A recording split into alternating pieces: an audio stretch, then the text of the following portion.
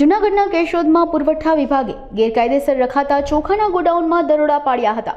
Keshod national highway પીપળી પાટિયા નજીક આવેલ ગોડાઉનમાં પુરવઠા વિભાગ દ્વારા બાતમીના આધારે દરોડા પાડવામાં આવ્યા હતા, જેમાં શંકાસ્પદ ગેરકાયદેસર ચોખા ભરેલ 249 બેગ સાથે 5,03,490 લાખની કિંમતનો જથ્થો જપ્ત કરવામાં આવ્યો હતો, તેમજ સલીમ આગવાન નામના શખ્સ વિરુદ્ધ કાર્યવાહી હાથ ધરવામાં આવી હતી।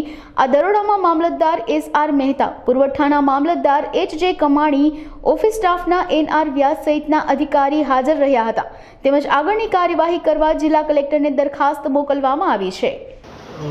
સંદીપ મહેતા, કેશોદ મામલતદાર। અમને બાતમી મળેલી કે વેરાવળ જૂનાગઢ હાઈવે ઉપર પીપળીધાર નામે ઓળખાતી જગ્યાની બાજુમાં આવેલી દુકાનમાં અનાજનો શંકાસ્પદ જથ્થો ગેરકાયદેસર રીતે સંગ્રહ કરી અને રાખવામાં આવેલ છે।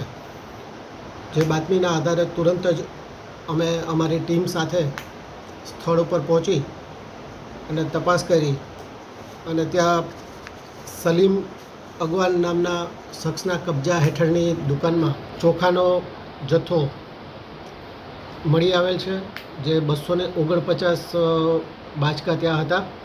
એનો વજન કરાવતા કુલ 12,910 કિલો ચોખાનો જથ્થો મળી આવેલ છે, જેની પ્રતિ કિલો 39 રૂપિયા લેખે એની કુલ કિંમત 5,03,490 જેટલી થાય છે।